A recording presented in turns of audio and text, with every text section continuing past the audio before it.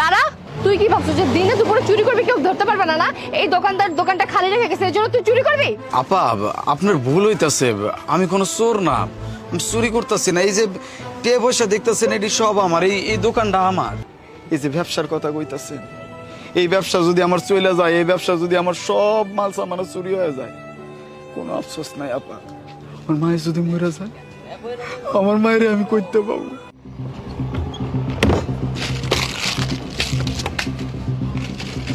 আরে আরে আপু, আপনি এইভাবে আইসক্রিম কেন ফেলাচ্ছেন? আইসক্রিম ফেলবো না তো কি করবো? কি করবো আপনি আমাকে বলেন?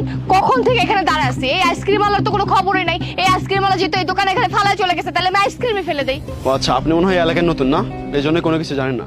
কেন আপনি কি এখানে লেখাটা পড়েননি?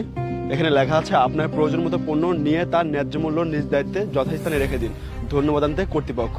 শুনুন, এভাবে আইসক্রিমগুলো না ফেলে যেখানে ছিল সেখানে রেখে দিন। আরে আজব তো, এইটা আবার কেমন আইসক্রিম ওয়ালা?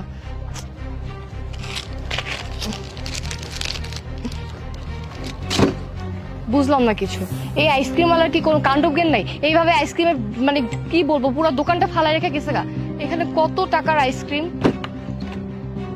মাই গড, পুরো তো ভরা আইসক্রিম, তারপরে এইভাবে ফালায় রেখে চলে গেছে। আমার কি, আমার আইসক্রিম দরকার, আমি আইসক্রিম দিয়ে টাকা রেখে দিই।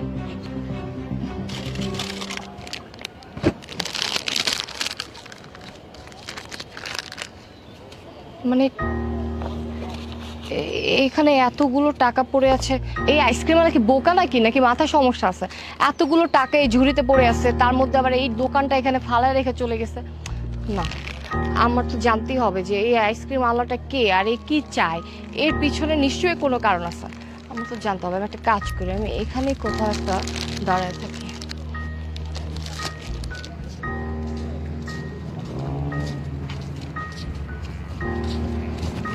এই দাঁড়া, তুই কি ভাবছিস যে দিনে দুপুরে চুরি করবি কেউ ধরতে পারবে না? না, এই দোকানদার দোকানটা খালি রেখে গেছে এই জন্য তুই চুরি করবি?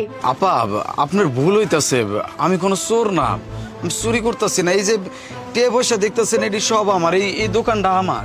ও আচ্ছা, তুই তাইলে সেই পাগল দোকানদার যার মাথায় সমস্যা আছে না? এই, তোর কি চুরির ভয় নাই রে? এইভাবে যে জিনিসপত্র রাখা যাস, কেউ যদি চুরি করে নিয়ে যায়? চুরির ভয় তো আছে আপা, কিন্তু আপনি মনে হয় এলাকায় নতুন। হ্যাঁ, কিন্তু আপনি কেমনে জানলেন? আপনি যদি এলাকায় নতুন না হইতেন তাহলে আপনি ব্যাপারটা জানতেন। এই যে দোকানটা দেখতাছেন, এটা তো এমনি চলতেছে 4-5 মাস যাবত। প্রথম অবস্থায় একটু চুরি চামারি হইছে, আইসক্রিম চুরি হইছে, টিয়া পয়সা চুরি হইছে, পরে সব ঠিক হয়ে গেছে আপা। ইদানিং তো আরো দেখতাছি যে আমার যতটি আইসক্রিম বিক্রি হয় এর তো বেশিটাই আমার ঝুড়িতে থাকে। আচ্ছা, দেখা তো মনে হইতেছে যে অনেক গরিব, মানে টাকা পয়সা নাই, ইনকাম করেই খেতে হয়। তাহলে বাসায় কেন বসে থাকো? পরিশ্রম করে খেতে পারো না? পরিশ্রম করতে ভয় পাও? না না আপা, পরিশ্রম করতে ভয় পাই না, কিন্তু আমার মায়ের হারানোর ভয় পাই। মানে কি হয়েছে তোমার মার? আমার মায়ের অনেক অসুস্থ আপা, হার্টের সমস্যা, নিঃশ্বাস নিতে পারে না ঠিক মতো। এই দুনিয়াতে আমার মায়ের আমি ছাড়া আর কেউ নাই, আর আমারও আমার মা ছাড়া কেউ নাই। এই যে আমার মায়ের এত অসুস্থ হয়ে পড়া তাই এর কে দেখাশোনা করবো? আমি ছাড়া তো কেউ নাই আপা, এর লেগে আমি দেখাশোনা করি।